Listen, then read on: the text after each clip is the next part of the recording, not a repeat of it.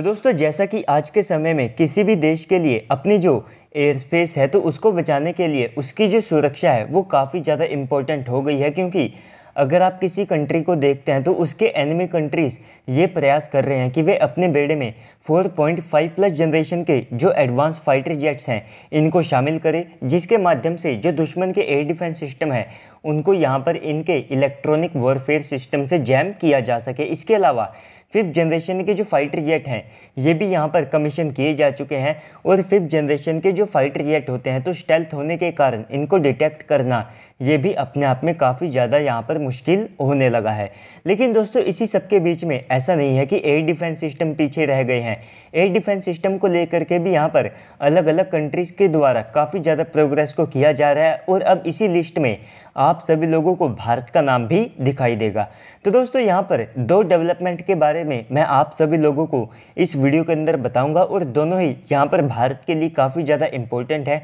लेकिन दोस्तों वीडियो को शुरू करने से पहले आप सभी लोग वीडियो को लाइक करके कमेंट सेक्शन में जा करके जय हिंद कमेंट कर दीजिएगा। तो दोस्तों हमारी डीआरडीओ के द्वारा हमारी एमओडी यानी कि मिनिस्ट्री ऑफ डिफेंस को एक प्रपोजल दिया गया है, जहां पर हमारी डीआरडीओ चाहती है कि उनके एक नेक्स्ट जनरेशन के एयर डिफेंस सिस्टम के लिए लगभग 2.5 बिलियन यूएस डॉलर की जो अमाउंट है इसको यहाँ पर एलोकेट किया जाए। तो अगर आप 2.5 बिलियन यूएस डॉलर की अमाउंट को इंडियन रुपीस के अंदर कन्वर्ट करके देखते हैं तो रफली ये जो अमाउंट है ये 20,000 करोड़ के आसपास का बैठता है। तो यहाँ पर हमारी डीआरडीओ चाहती है कि 20,000 करोड़ के जो फंड्स हैं ये यहाँ पर एलोकेट किए जाएं। इसके बाद में डीआरडीओ काफ़ी ज़्यादा कम समय के अंदर भारत का 400 किलोमीटर तक मार करने लायक एक जो एयर डिफेंस सिस्टम है उसे यहाँ पर तैयार करके रेडी कर देगी। तो अगर आप भारत के इस रेंज में और इस कैटेगरी में एयर डिफेंस सिस्टम की डेवलपमेंट के बारे में बात करते हैं तो देखिए दोस्तों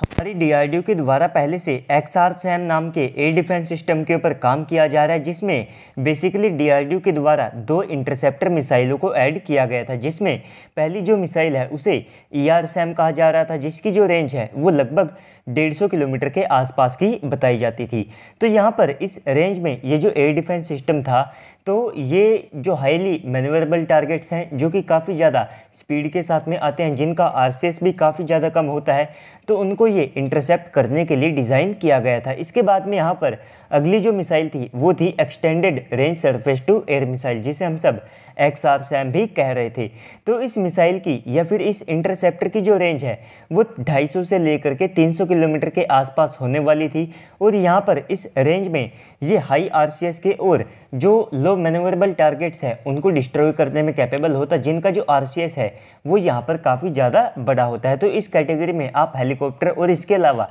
जो एयर रिफ्यूलर ट्रांसपोर्ट एयरक्राफ्ट हैं तो इनको यहाँ पर शामिल कर सकते थे। लेकिन दोस्तों अब बताया जा रहा है कि भारत के द्वारा इसमें एक और 3rd इंटरसेप्टर मिसाइल को इंक्लूड किया जाएगा, जिसके बाद में इस एयर डिफेंस सिस्टम की जो रेंज है वो 400 किलोमीटर के आसपास में हो जाएगी, और इसके बाद में ये डेविड स्लिंग और साथ में S-400 जैसे जो एयर डिफेंस सिस्टम है तो इनकी कैटेगरी में आकर के खड़ा हो जाएगा। तो यहाँ पर ये भारत के लिए भी काफ़ी ज़्यादा इम्पोर्टेंट हो जाता है कि हम जैसा कि शॉर्ट रेंज के जो एयर डिफेंस सिस्टम है इनको तैयार कर चुके हैं, जिसमें आप सभी लोगों को आकाश NG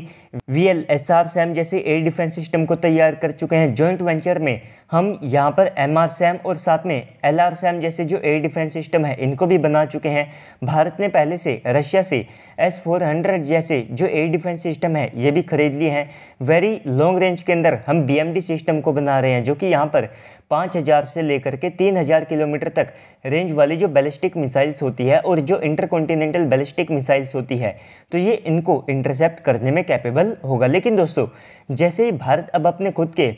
यहाँ पर 400 किलोमीटर तक मार करने लायक एयर डिफेंस सिस्टम को तैयार कर लेता है तो सबसे पहले इसकी जो कॉस्ट है वो काफ़ी ज़्यादा कम होगी। हम S-400 की कीमत में ऐसे लगभग 2 एयर डिफेंस सिस्टम को अपने बेड़े के अंदर शामिल कर पाएंगे, क्योंकि हर एक S-400 की जो कॉस्ट है वो लगभग 1 बिलियन यूएस डॉलर से ज़्यादा की भारत को यहाँ पर पड़ती है। तो ऐसे में हमारा ये जो एयर डिफेंस सिस्टम है ये S-400 को काफ़ी ज़्यादा अच्छे तरीके से कॉम्प्लीमेंट करेगा। इसके बाद में यहाँ पर अगर आप सेकंड डेवलपमेंट की बात करते हैं तो देखिए दोस्तों हाल ही में जैसा कि भारत ने आर्मेनिया के साथ में काफ़ी ज़्यादा तेज़ी से अपने डिफेंस कॉरपोरेशन को बढ़ाया है, इसके साथ में यहाँ पर हमने उनको कई सारे वेपन्स भी सप्लाई किए हैं और भविष्य के लिए हमने इनके साथ में कई बड़ी डिफेंस डील्स के ऊपर भी साइन किए हैं, जिसमें पिनाका रॉकेट सिस्टम, कई रडार सिस्टम है। इसके अलावा 155 mm की जो आर्टिलरी गन सिस्टम है वे भी अर्मेनिया ने भारत से खरीदे हैं। इसके बाद में भविष्य की जो पोटेंशियल डील्स है तो उसमें ब्रह्मोस का नाम सामने आ रहा है। इसके अलावा भारत के द्वारा जो बराक 8 एयर डिफेंस सिस्टम इस्तेमाल किए जाते हैं